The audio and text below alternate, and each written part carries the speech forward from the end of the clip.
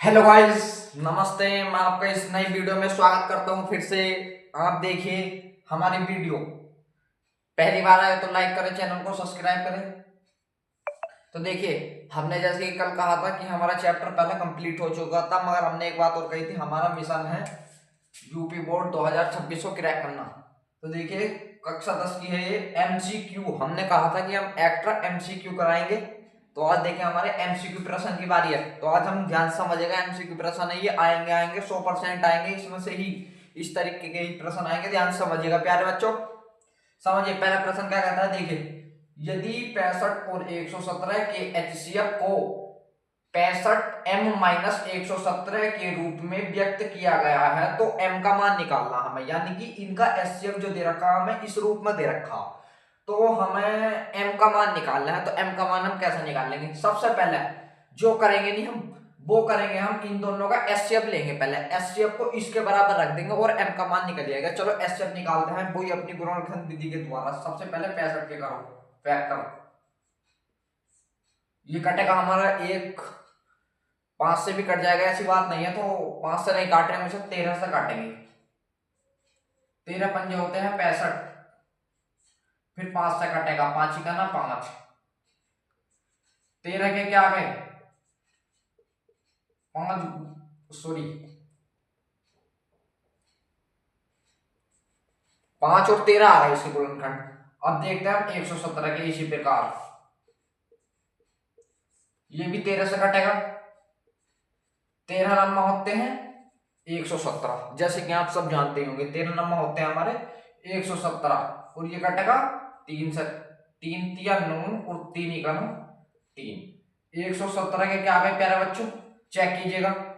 इसके आ गए 3 गुणे 13। अब देखिए दोनों में कॉमन क्या है, दोनों में कॉमन है,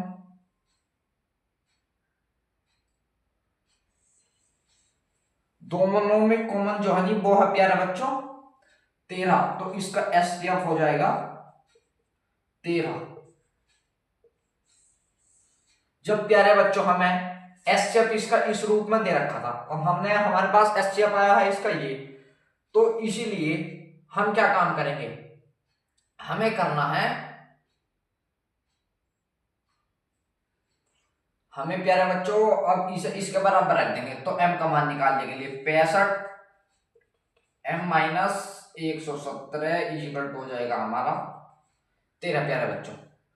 इसमें से 13 कॉमन आ जाएगा प्यारे बच्चों, इसमें 13 कॉमन आ जाएगा, इसमें से 13 कॉमन निकाल लेंगे इधर वाले में से, तो अंदर क्या बचेगा 5m-9 इक्वल हो जाएगा 13। 13 से 13 कट जाएगा प्यारे बच्चों, तो 5m-9 बराबर 1, एक ही बचेगा नहीं क्योंकि कटा है नहीं है। तो 5m बराबर हो जाएगा 1+9, तो 5m बराबर हो जाएगा हमारा 10, 5 दूनी 10। m का मान कितना आ गया प्यारा बच्चों, m का मान आ चुका है 2। यही प्रश्न का जवाब है। आइए अगले प्रश्न की ओर चलते हैं। अगले प्रश्न की ओर चलते हैं प्यारा बच्चों। अगला प्रश्न देखिए, a, b का एचसीएफ 5 दे रखा है और एलसीएम दे रखा है 200। तो ए बी का गुणनफल पूछ रहा है। जैसे कि आप ए बी का एचसीएफ दे रखा है 5 और एलसीएम 200 दे रखा है, तो हमें ए और बी का गुणनफल निकालना है। तो ध्यान से समझिए कैसे। आप जानते हो कि हमें सूत्र पता है कि पहली संख्या गुणा दूसरी संख्या बराबर होता है एचसीएफ गुणा एलसीएम, आप जानते होंगे। तो पहली संख्या क्या दे रखी ए, दूसरी संख्या बी, एचसीएफ दे रखा है हमें, एचसीएफ क्या दे रखा है, एचसीएफ दे रखा है हमें 5 और एलसीएम दे रखा है 200। ए बी का गुणनफल ये पूछ रहा था, तो ए बी बराबर आ जाएगा 2 की इसमें गुणन कर देंगे तो इसका आ जाएगा आंसर 1000। ये प्यारे बच्चों इस सवाल प्रश्न का जवाब था। आइए अगले सवाल की ओर चलते हैं। प्यारे बच्चों अगले सवाल की ओर चलते हैं। अगला सवाल क्या कह रहा है, अगला सवाल कहता है कि तुम्हारा की पाई 22/7 माइनस पाई है, यानी कि ये पूछ रहा है कि ये कैसी संख्या है। ये पूछना चाह रही है। आप प्यारे बच्चों, आज मैं आपको एक बात क्लियर कर देता हूं। यो पाई जो है ये एक अपरिमेय संख्या है और 22/7 जो है ये परिमेय संख्या। अगर परिमेय संख्या में से कुछ भी घटाया जा रहा है, अपरिमेय अगर परिमेय में से अपरिमेय घटाई जा रही हो, या अपरिमेय परिमेय जोड़ी जा रही हो, या परिमेय की अपरिमेय से गुणा करी जा रही हो, या इसकी अपरिमेय से परिमेय की भाग करी जा रही, तो हमेशा ये होती है, नहीं बे होती है, हमारी अपरिमेय संख्या प्राप्त होती है। तो ये कैसी संख्या हो जाएगी? ये हो जाएगी अपरिमेय।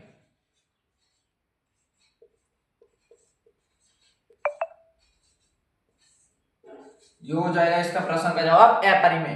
ठीक है प्यारे बच्चों, ध्यान समझना। अगले सवाल पर चलते हैं, चौथा नंबर सवाल। क्योंकि बेटा कुछ सवालों में विकल्प लंबे लंबे होते हैं, तो इस वजह से बिन विकल्प भी करना पड़ता है। अपरिमेय संख्या है, इनमें से देखो अपरिमेय संख्या कौन सी है। अब देखो प्यारे बच्चों, समझो कि ये पाई का मान होता है। वैसे तो पाई एक अपरिमेय संख्या, तो इसी वजह से 22/7 एक परिमेय संख्या है, तो ये तो होने का नहीं। 16 देखो, ये भी इसके नीचे एक लगा देंगे तो परिमेय संख्या हो जाएगी, ये भी अपरिमेय संख्या नहीं है। ये 5 है, ये 16 का वर्गमूल 4 होता है, तो ये 4 हो जाएगी, यानी 5/4 हो जाएगी, ये भी परिमेय संख्या नहीं है। बचा पाई। पाई एक परिमेय संख्या जैसे कि हम जानते हैं, तो इसका आंसर हो जाएगा पाई। ठीक है प्यारे बच्चों, इसका आंसर हो जाएगा पाई। आइए अगले सवाल पर चलते हैं।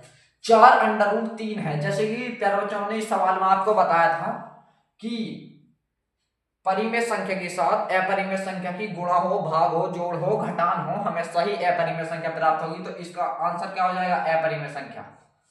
ठीक है प्यारे बच्चों, अगले सवाल पर चलते हैं। यदि दो संख्याओं का HCF 1 है तो वह संख्याएं कहलाती हैं। यानी कि किन्हीं दो संख्याओं का HCF 1 है तो वह संख्या कहलाती है। यानी कि जैसा मान लेते हैं हम 5,7, क्योंकि देखो प्यारे बच्चों, इनमें कुछ कॉमन नहीं है, इसमें केवल एक कॉमन है, तो इनका HCF 1 हो जाएगा। इनका HCF 1 हो जाएगा। तो जिन संख्याओं का HCF 1 होता है नी, और जो विषम संख्याएं होती है, तो वे जो होती है नी, वे सह अभाज्य संख्याएं कहलाती है। कौन सी संख्या है? सह अभाज्य संख्याएं। तो इसका प्रश्न का जवाब ये हो जाएगा, सह अभाज्य संख्या। पहला अगले प्रश्न को चलते हैं।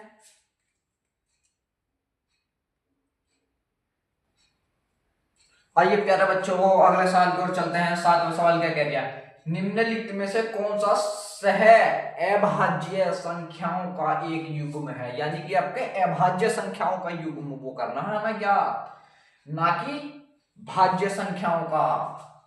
तो प्यारे बच्चों, यहीं पर तो समझना है सवाल।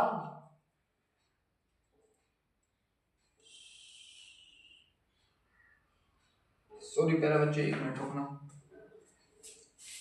ऑप्शन यही है इसके 18, 25। हाँ ठीक है प्यारे बच्चों, चलो सवाल को चलते हैं। देखिए पहला सवाल 14 भी 7 से कटता है और 35 भी 7 से कटता है, तो ये तो हमारा ऑप्शन होगा नहीं, क्योंकि इसमें सह अभाज्य संख्याओं का युग्म पूछ रहा है, जिसमें से एक ना एक अभाज्य संख्या होनी जरूर चाहिए। ठीक है प्यारे बच्चों, यानी कि दोनों ही एक ही पाड़े से नहीं कटनी चाहिए। ठीक है प्यारे बच्चों, देखिए अब ये 31 से ये कट रहा है, और ये 31 से 3 बार कटेगा, तो ये तो होगा नहीं। ये 32 है, ये भी 4 से कट जाता है,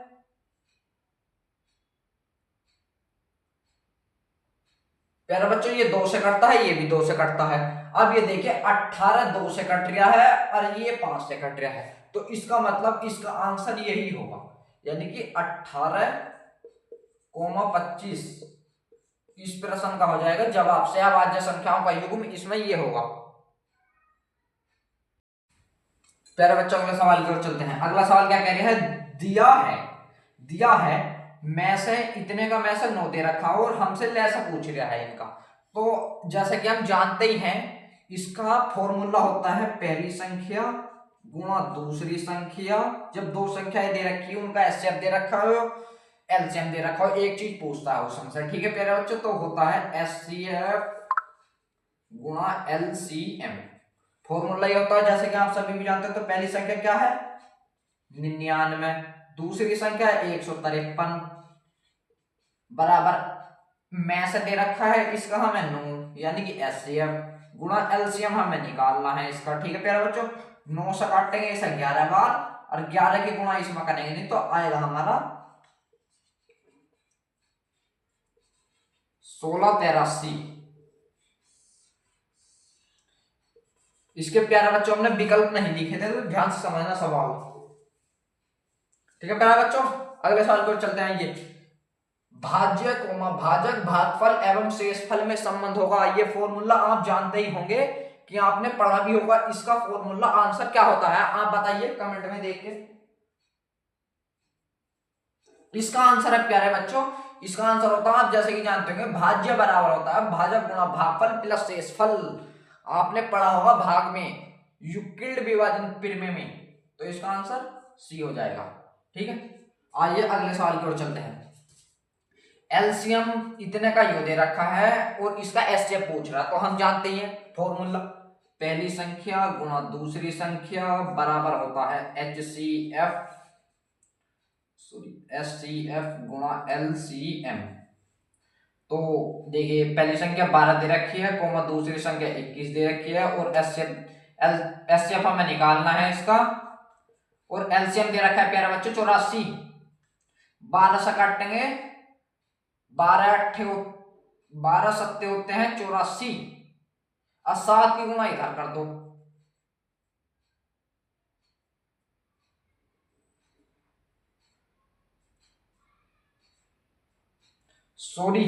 सॉरी प्यारा बच्चों, एक गलती होगी, रुक जाओगी।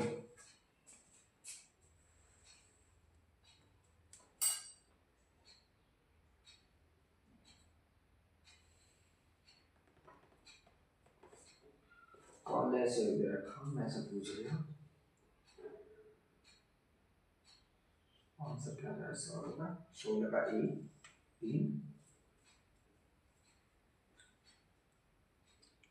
3 सही है। रुक जाता हूँ, क्यों 3 क्यों सही है। अब देखो सुनो, 7 भाग में पहुंचा नहीं, 7 से 21 जल्दी थी इसमें। ठीक, प्यारा बच्चा ध्यान से देखिएगा सवाल। ये 7 था इधर, सॉरी एक गलती हो गई थी मुझसे। तो ये एचसीएफ एरिया ये 21 है, और ये गुणा में था इधर एचसीएफ के साथ, तो ये भाग में पहुंच जाएगा 7 या 21। एचसीएफ बराबर होता है 3। इसका आंसर है ए। प्यारे बच्चों ऐसा बात है नहीं, क्योंकि कई बच्चों को पढ़ाना पड़ता है, हर बच्चा अलग अलग क्लास का, तो थोड़ा दिमाग हो जाता है, तो इसी वजह से। देखिए आइए अगले सवाल पर चलते हैं।